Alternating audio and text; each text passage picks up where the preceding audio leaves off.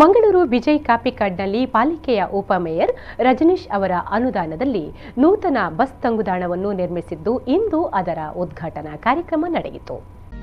ಮಂಗಳೂರು ಪಾಲಿಕೆಯ ಉಪಮೇಯರ್ ಅನುದಾನದ 3.48 ಲಕ್ಷ ವೆಚ್ಚದಲ್ಲಿ ಬಸ್ಸು ತಂಗುದಾಣ ನಿರ್ಮಿಸಲಾಗಿದ್ದು, ಬಬ್ಬುಸ್ವಾಮಿ ದೈವಸ್ಥಾನದ ಗುರಿಕಾರರಾದ ರಾಜೇಂದ್ರ ಕಿರೋಡಿಯನ್ ಅವರು ರಿಬ್ಬನ್ ಕತ್ತರಿಸುವ ಮೂಲಕ ಉದ್ಘಾಟಿಸಿದರು.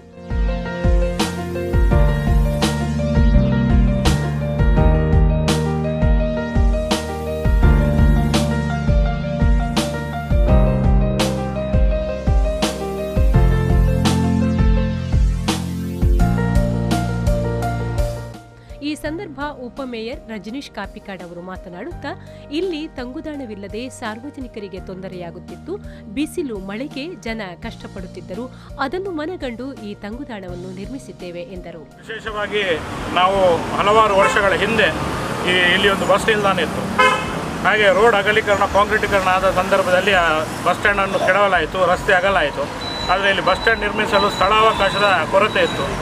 ನನ್ನ ಇಲ್ಲಿಯೇ ಸಮೀಪದಲ್ಲಿ ಮನೆ ಇರುವುದಿಲ್ಲ, ಬಹಳಷ್ಟು ವರ್ಷಗಳಿಂದ ನಾನು ನೋಡ್ತಿದ್ದೆ. ಯಾಕಂದರೆ ಸಾರ್ವಜನಿಕರು ಇಲ್ಲಿ ಬಂದು ಬಸ್ಸಿಗಾಗಿ ಕಾಯುವಂಥ ಸಂದರ್ಭದಲ್ಲಿ ಅವರು ಭಾಳ ಕಷ್ಟವನ್ನು ನೋಡ್ತಿದ್ದೆ. ಯಾಕಂದರೆ ಬಿಸಿಲಲ್ಲಿ ನಿಲ್ಲಬೇಕು, ಮಳೆ ಬರುವಂಥ ಯಾವುದೇ ನಿಲ್ಲುವ ವ್ಯವಸ್ಥೆಗಳಿಲ್ಲ. ಮುಖ್ಯವಾಗಿ ನಮ್ಮ ಈ ಪರಿಸರದ ಮಹಿಳೆಯರಿಗೆ ಭಾಳ ಕಷ್ಟ ಆಗ್ತಿತ್ತು.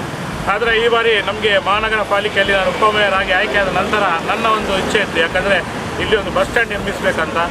ಆದ ಕಾರಣ ಇದು ನಮ್ಮ ಲ್ಯಾನ್ಸ್ಲಾಟ್ ಪಿಂಟ್ ಅವರಿಗೆ ಸಂಬಂಧಪಟ್ಟಂಥ ವಾರ್ಡ್, ಅವರಲ್ಲಿ ನಾನು ವಿನಂತಿ ಮಾಡಿಕೊಂಡಾಗ ಅವರು ಪೂರ್ಣ ಅನುಮತಿ ಮತ್ತು ಸಹಕಾರ ನೀಡಿದ್ದಾರೆ. ಬಳಿಕ ಕಾರ್ಪೊರೇಟರ್ ಲ್ಯಾನ್ಸಿ ಪಿಂಟೋ ಅವರು ಮಾತನಾಡುತ್ತಾ, ಬಡವರಿಗಾಗಿ ತಂಗುದಾಣದ ಅಗತ್ಯವಿತ್ತು. ಹಾಗಾಗಿ ಇದು ಇಲ್ಲಿ ತುಂಬಾ ಉಪಯುಕ್ತವಾಗಲಿದೆ. ಇನ್ನಷ್ಟು ಕಾಮಗಾರಿಗಳಿಗೆ ಯೋಜನೆ ಹಾಕಿಕೊಂಡಿದ್ದೇವೆ ಎಂದರು. ಈ ಮಂಗಳೂರು ನಗರ ಪಾಲಿಕೆಯಲ್ಲಿ ಇತಿಹಾಸದಲ್ಲಿಯೇ ಈ 5 ವರ್ಷ 4.5 ವರ್ಷ ಆಯಿತು. ಇನ್ನು 1 ವರ್ಷ ಬಾಕಿ ಉಂಟು.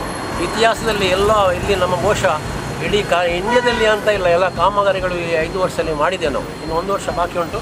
ಎಲ್ಲ ಕಾಂಕ್ರೀಟ್ ರಸ್ತೆ, ಮುಖ್ಯ ರಸ್ತೆ, ಚರಂಡಿ, ಅವು ಕೆಲವು ರೀತಿಯಲ್ಲಿ ಒಳಚರಂಡಿ ಪ್ರಾಬ್ಲಮ್ ಉಂಟು. ಅದು ನಮ್ಮ ಅಮೃತ್ ಯೋಜನೆಯಲ್ಲಿ ಮಾಡ್ತಾ ಇದ್ದೇವೆ. ಇವತ್ತು ತಾವೆಲ್ಲ ಒಂದು ಕಾಪಿಗಾಡ್ನ ಈ ನೆರೆಯವರಿಗೆ ಬಂದಿದ್ದೀರಿ. ಕಾರ್ಯಕ್ರಮದಲ್ಲಿ ಸ್ಥಳೀಯ ಕಾರ್ಪೊರೇಟರ್ ಪ್ರಕಾಶ್ ಸಾಲ್ಯಾನ್ ಮತ್ತಿತರರು ಉಪಸ್ಥಿತರಿದ್ದರು. ನಾಗರಾಜ್, ವಿ4 ನ್ಯೂಸ್ 24/7 ಮಂಗಳೂರು.